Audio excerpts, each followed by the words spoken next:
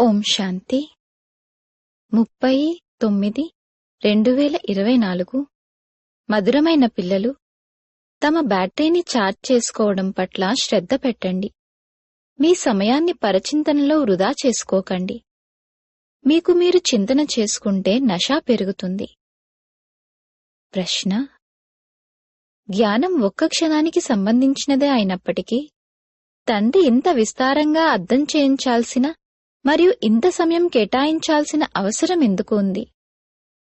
జవాబు: ఎందుకంటే జ్ఞానం అందించిన తరువాత పిల్లల్లో మార్పు వచ్చిందా లేదా అన్నది కూడా తండ్రి చూస్తారు.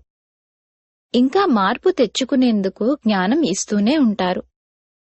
మొత్తం బీజము మరియు వృక్షం యొక్క జ్ఞానాన్ని ఇస్తారు. అందువలన వారిని జ్ఞానసాగరుడు అని అంటారు. ఒకవేళ ఒక్క క్షణం యొక్క మంత్రాన్ని ఇచ్చి వెళ్లిపోతే వారికి జ్ఞానసాగరుడు అన్న టైటిల్ కూడా లభించదు. ఓం శాంతి. ఆత్మిక తండ్రి కూర్చొని ఆత్మిక పిల్లలకు అర్థం చేయిస్తారు. భక్తి మార్గంలో పరంపిత పరమాత్ముడైన శివుణ్ణి ఇక్కడే పూజిస్తారు. వీరు ఒకప్పుడు ఉండి వెళ్లారు అనైతే బుద్ధిలో ఉంది. ఎక్కడ లింగాన్ని చూస్తే అక్కడ వారిని పూజిస్తారు. శివుడు పరంధామ నివాసి, వారు ఒకప్పుడు ఉండి వెళ్లారు అని భావిస్తారు. అందుకే వారి స్మృతి చిహ్నాలను తయారు చేసి పూజిస్తారు. ఏ సమయంలోనైతే స్మృతి చేయడం జరుగుతుందో ఆ సమయంలో బుద్ధిలో తప్పకుండా వారు నిరాకారుడు, పరంధామ నివాసి అని ఉంటుంది. వారిని శివ అని అంటూ పూజిస్తారు. మందిరాలకు వెళ్లి తల వంచుతారు. వారికి పాలు, ఫలాలు, జలము మొదలైనవి అర్పిస్తారు. కాని అది జడమైనది. జడమైన చిత్రం యొక్క భక్తినే చేస్తారు. ఇప్పుడు మీకు తెలుసు, వారు చైతన్యమైనవారు. వారి నివాసస్థానం పరంధామము అని. వారిని ఎప్పుడైతే పూజిస్తారో అప్పుడు వారు పరంధామ నివాసి అని, వారొకప్పుడు ఉండి వెళ్లారు, అందుకే ఈ చిత్రాలు తయారు చేయబడ్డాయని, వాటి పూజను చేయడం జరుగుతుందని బుద్ధిలో ఉంటుంది. ఆ చిత్రం శివుడు కాదు, అది వారి విగ్రహం. అదేవిధంగా దేవతల్ని కూడా పూజిస్తారు. అది జడమైన చిత్రం, చైతన్యమైనది కాదు. కాని ఆ చైతన్యమైన వారెవరైతే ఉండేవారో వారెక్కడికి వెళ్లారు అన్నది అర్థం చేసుకోరు. తప్పకుండా పునర్జన్మలు తీసుకొని కిందకు వచ్చి ఉంటారు. ఇప్పుడు పిల్లలైన మీకు జ్ఞానం లభిస్తుంది. పూజ్య దేవతలెవరైతే ఉండేవారో వారు పునర్జన్మలను తీసుకుంటూ వచ్చారని ఇప్పుడు మీరు అర్థం చేసుకున్నారు. ఆత్మ అయితే అదే. ఆత్మ పేరు మారదు. ఇకపోతే శరీరం పేరు మారుతుంది. ఆ ఆత్మ ఏదో ఒక శరీరంలో ఉంది. పునర్జన్మలనైతే తీసుకోవాల్సిందే. మీరు వారిని పూజిస్తారు.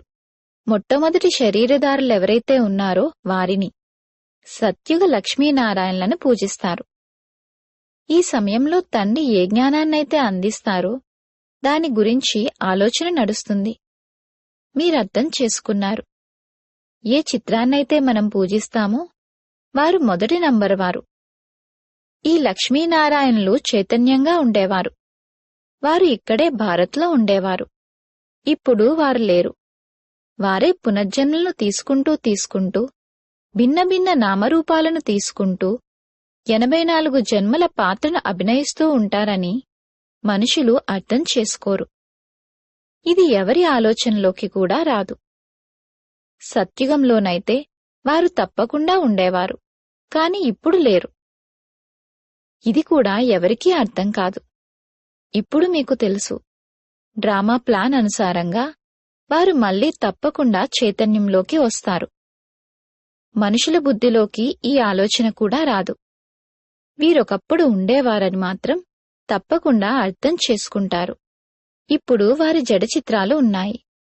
కాని ఆ చైతన్యమైన వారు ఎక్కడికి వెళ్లిపోయారు అన్నది ఎవరి బుద్ధిలోకి రాదు. మనుషులైతే 84 లక్షల పునర్జన్మలని అనేస్తారు. కాని 84 జన్మలే తీసుకుంటారు. 84 లక్షల జన్మలు కాదని పిల్లైన మీకు తెలిసింది. ఇప్పుడు రామచంద్రుని పూజను చేస్తారు. కాని రాముడు ఎక్కడికి వెళ్లిపోయాడు అన్నది కూడా వారికి తెలియదు. మీకు తెలుసు. రాముడి ఆత్మ కూడా తప్పకుండా పునర్జన్మలను తీసుకుంటూ ఉంటుంది. ఆ ఆత్మ ఇక్కడ పరీక్షలో ఫెయిల్ అవుతుంది, కాని ఏదో ఒక రూపంలోనైతే తప్పకుండా ఉంటుంది కదా. వారు ఇక్కడే పురుషార్థం చేస్తూ ఉంటారు. రాముని పేరు ఇంతగా ప్రసిద్ధమైనప్పుడు వారు తప్పకుండా వస్తారు. వారు జ్ఞానాన్ని తీసుకోవాల్సి ఉంటుంది. ఇప్పుడు దాని గురించి ఏమీ తెలియదు, కావున ఆ విషయాన్ని వదిలివేయాల్సి ఉంటుంది. ఈ విషయంలోకి వెళ్లడం వలన కూడా సమయం వృధా అవుతుంది. దానికి బదులుగా మనం మన సమయాన్ని ఎందుకు సఫలం చేసుకోకూడదు? మీ ఉన్నతి కొరకు బ్యాటరీని ఛార్జ్ చేసుకోండి. ఇతర విషయాల గురించి ఆలోచించడం పరచింతన అవుతుంది. ఇప్పుడైతే మీరు మీ గురించి చింతన చేసుకోవాలి. మనం తండ్రిని స్మృతి చేయాలి. వారు కూడా తప్పకుండా చదువుకుంటూ ఉండవచ్చు, తమ బ్యాటరీని ఛార్జ్ చేసుకుంటూ ఉండవచ్చు. కాని మీరు మీ బ్యాటరీని ఛార్జ్ చేసుకోవాలి. మీకు మీరు చింతన చేసుకుంటే నషా పెరుగుతుంది అని అంటూ ఉంటారు. తండ్రి అన్నారు, ఎప్పుడైతే మీరు సతోప్రధానంగా ఉండేవారో అప్పుడు మీ పదవి చాలా ఉన్నతంగా ఉండేది. ఇప్పుడు మళ్లీ పురుషార్థం చేయండి. నన్ను స్మృతి చేసినట్లయితే వికర్మలు వినాశనమవుతాయి. ఇది గమ్యం కదా. ఈ చింతన చేస్తూ చేస్తూ సతోప్రధానంగా అవుతారు. నారాయణుణ్ణే స్మరణ చేయడం ద్వారా మనం నారాయణునిగా అవుతాము. అంతిమ సమయంలో ఎవరైతే నారాయణుని స్మరిస్తారో అని అంటారు. మీరు తండ్రిని ఎలా స్మృతి చేయాలంటే తద్వారా పాపాలు అంతమవ్వాలి, ఆ తరువాత నారాయణుడిగా అవ్వాలి. ఇది నరుణ్ణి నారాయణుడిగా అయ్యేందుకు ఉన్నతమైన యుక్తి. ఒక్క నారాయణుడు మాత్రమే తయారవ్వరు కదా. ఇక్కడైతే మొత్తం వంశావళి తయారవుతుంది. తండ్రి ఉన్నతమైన పురుషార్థాన్ని చేయిస్తారు. ఇది రాజయోగం యొక్క నాలెడ్జ్. మీరు మొత్తం విశ్వానికి యజమానులుగా అవ్వాలి. ఎంతగా పురుషార్థం చేస్తారో అంతగా తప్పకుండా లాభం ఉంటుంది. ఒకటేమో స్వయాన్ని ఆత్మగా తప్పకుండా నిశ్చయం చేసుకోండి. కొంతమంది ఫలానా ఆత్మ మిమ్మల్ని స్మృతి చేస్తుంది అని కూడా రాస్తారు. ఆత్మ శరీరం ద్వారా రాస్తుంది. ఆత్మ యొక్క సంబంధం శివబాబాతో ఉంటుంది. ఆత్మనైన నేను ఫలానా శారీరక నామరూపాలు కలిగినవాడను. ఇదైతే తప్పకుండా చెప్పవలసి ఉంటుంది కదా. ఎందుకంటే ఆత్మ తీసుకునే శరీరానికే భిన్న భిన్న పేర్లు పెట్టడం జరుగుతుంది. ఆత్మనైన నేను మీ సంతానాన్ని. ఆత్మనైన నా యొక్క శరీరం పేరు ఫలానా. ఆత్మ పేరు ఎప్పుడూ మారదు. ఆత్మనైన నేను ఫలానా శరీరధారిని. శరీరానికి పేరైతే తప్పకుండా కావాలి, లేకపోతే కార్యవ్యవహారాలు నడవలేవు. ఇక్కడ తండ్రి అంటారు, నేను కూడా ఈ బ్రహ్మా తనువులోకి తాత్కాలికంగా వస్తాను. వీరి ఆత్మకి కూడా అర్థం చేయిస్తాను. నేను ఈ శరీరం ద్వారా మిమ్మల్ని చదివించేందుకు వచ్చాను. ఇది నా శరీరం కాదు. నేను వీరిలోకి ప్రవేశించాను. నేను మళ్లీ నా ధామానికి వెళ్ళిపోతాను. పిల్లలైన మీకు ఈ మంత్రాన్ని ఇవ్వడానికే నేనొచ్చాను. అలాగని మంత్రం ఇచ్చి వెళ్ళిపోతాను అని కాదు. అలా కాదు. పిల్లల్లో ఎంతవరకు మార్పు వచ్చింది అని కూడా చూడాల్సి ఉంటుంది. ఆ తరువాత మార్పు తీసుకొచ్చేందుకు శిక్షణను ఇస్తూ ఉంటారు. క్షణం యొక్క జ్ఞానాన్ని ఇచ్చి వెళ్ళిపోతే మరి జ్ఞానసాగరుడు అని కూడా పిలవడానికి లేదు. ఎంత సమయం గడిచింది? మీకు అర్థం చేయిస్తూనే ఉంటారు. వృక్షంలో భక్తి మార్గం యొక్క విషయాలు వివరంగా అర్థం చేసుకోవాల్సినవి. వాటిని విస్తారంగా అర్థం చేయిస్తారు. హోల్సేల్గా చెప్పాలంటే మన్మనాభవ. కాని అలా చెప్పి వెళ్ళిపోరు. పాలన్ని కూడా చేయాల్సి ఉంటుంది. బాగోగులను కూడా చూసుకోవాల్సి ఉంటుంది. చాలామంది పిల్లలు తండ్రిని స్మృతి చేస్తూ చేస్తూ మాయమైపోతారు. ఫలానా ఆత్మ పేరు ఫలానా, వారు ఎంతో బాగా చదివేవారు అని గుర్తొస్తారు కదా. పాత పిల్లలు ఎంత బాగా ఉండేవారు. వారిని మాయ మింగేసింది. ప్రారంభంలో ఎంతమంది వచ్చారు. వెంటనే బాబా ఒడిలోకి వచ్చారు. బట్టి తయారైంది. ఇందులో అందరూ తమ అదృష్టాన్ని పరీక్షించుకున్నారు. మళ్ళీ అదృష్టాన్ని పరీక్షించుకుంటూ మాయ పూర్తిగా ఎగరగొట్టేసింది. వారు నిలవలేకపోయారు. మళ్ళీ 5000 సంవత్సరాల తరువాత కూడా ఇలాగే జరుగుతుంది. ఎంతమంది వెళ్ళిపోయారు?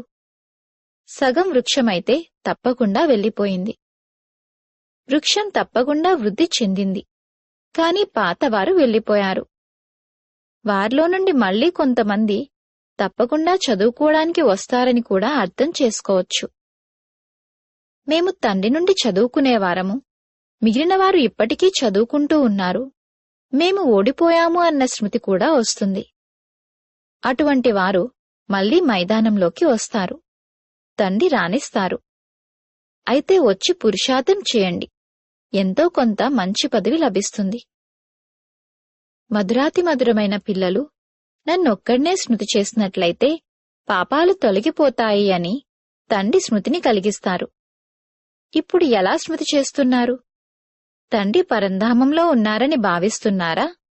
కాదు. బాబా అయితే ఇక్కడ రథంలో కూర్చున్నారు. ఈ రథం గురించి అందరికీ తెలుస్తూ ఉంటుంది.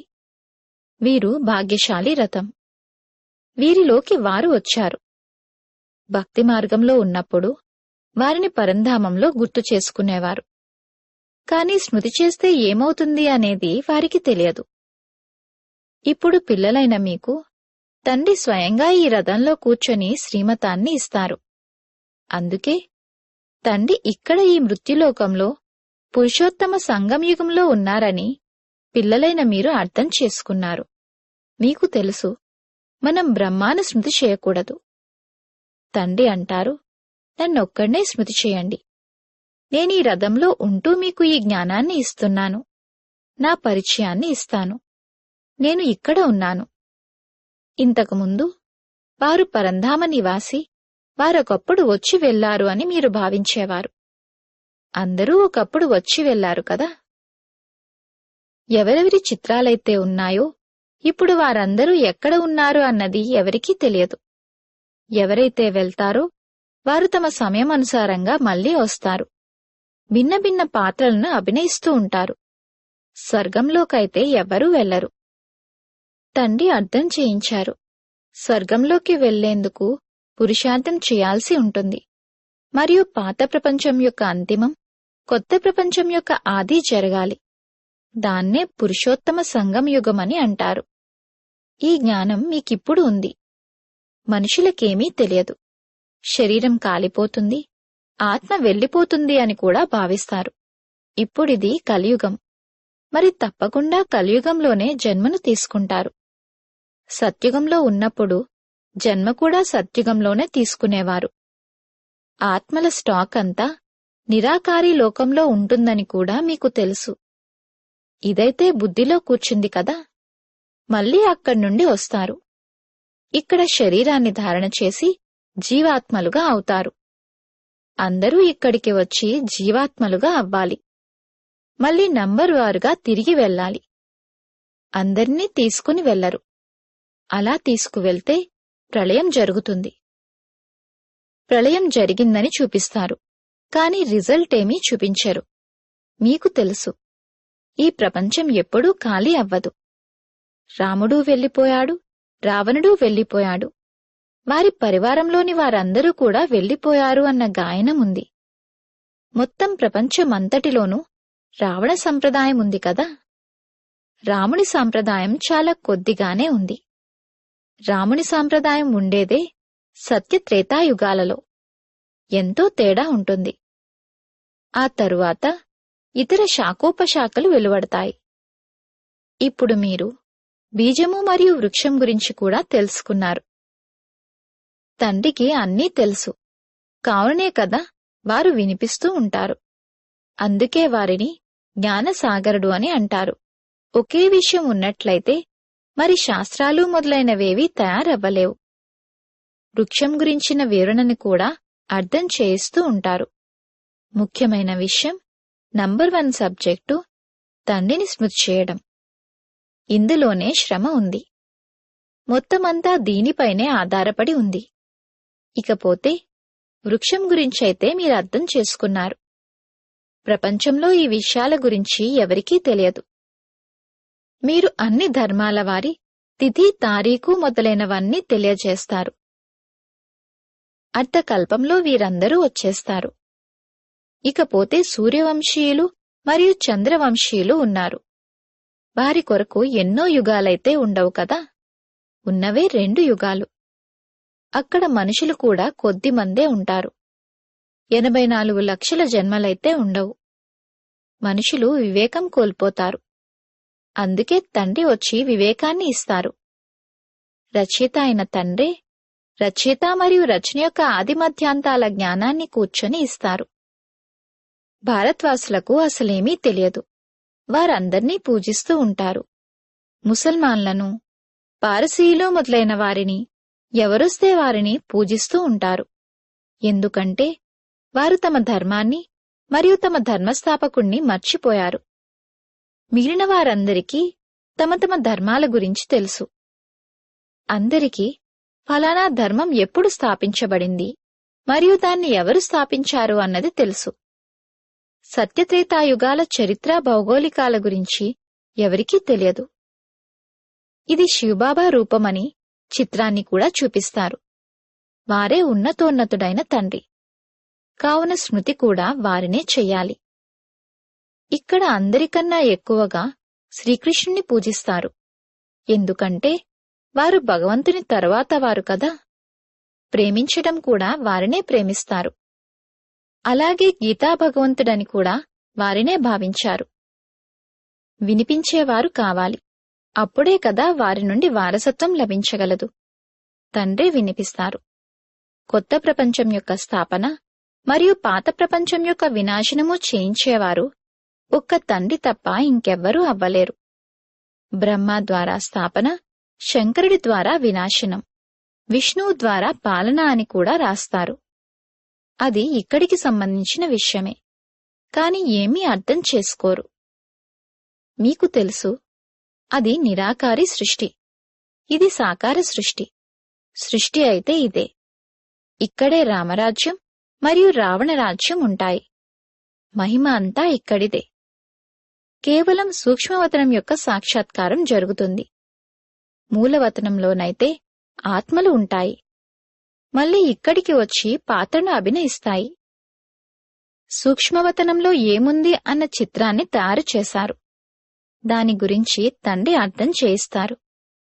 పిల్లలైన మీరు ఈ విధంగా సూక్ష్మవతన వాసులైన ఫరిష్తాలుగా అవ్వాలి. ఫరిష్తాలు రక్తమాంసాలు లేకుండా ఉంటాయి. దదీచి రిషి తమ ఎముకలను సైతం ఇచ్చేశారని అంటారు కదా. శంకరుడి గురించి గాయనమైతే ఎక్కడా లేదు. బ్రహ్మ విష్ణువుల మందిరాలున్నాయి. శంకరుడి మందిరం లేదు. అతణ్ణి వినాశనానికి చూపించారు. వాస్తవానికి అలా కళ్ళు తెరవడంతో వినాశనం ఎవ్వరూ చేయరు. దేవతలు హింస చేసే కర్మలను ఎలా చేస్తారు? వారు అలా చెయ్యరు. అలాగే శివబాబా కూడా అటువంటి డైరెక్షన్ను ఇవ్వరు.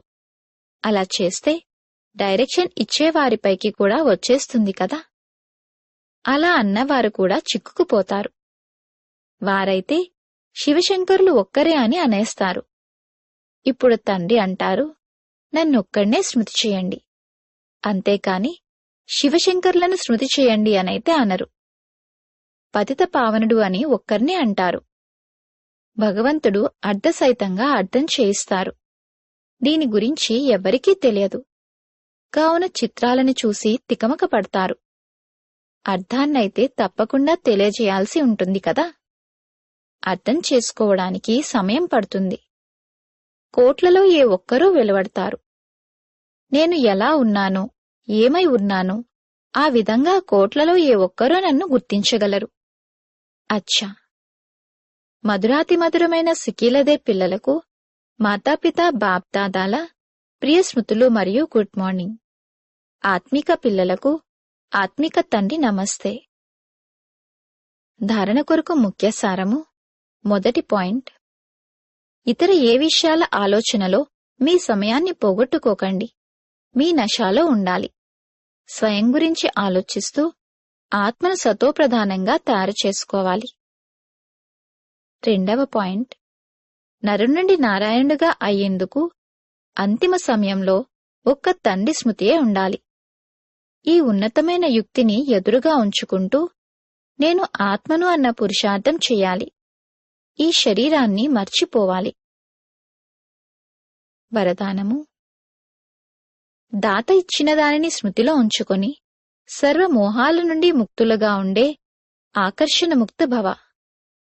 కొంతమంది పిల్లలు, వీరిపై నాకు ఎలాంటి మోహమూ లేదు, కాని వీరిలోని ఈ గుణం చాలా బావుంటుంది, లేక వీరిలో ఈ సేవ యొక్క విశేషత ఎంతో ఉంది అని అంటారు. కాని ఏ వ్యక్తి వైపుకు లేక వైభవం వైపుకు కాని పదే పదే సంకల్పం వెళ్లడం కూడా ఆకర్షణే. ఎవర్లోనైనా విశేషతను చూస్తూ, గుణాలను లేక సేవను చూస్తూ దాతను మర్చిపోకండి. ఇది దాత ఇచ్చినది.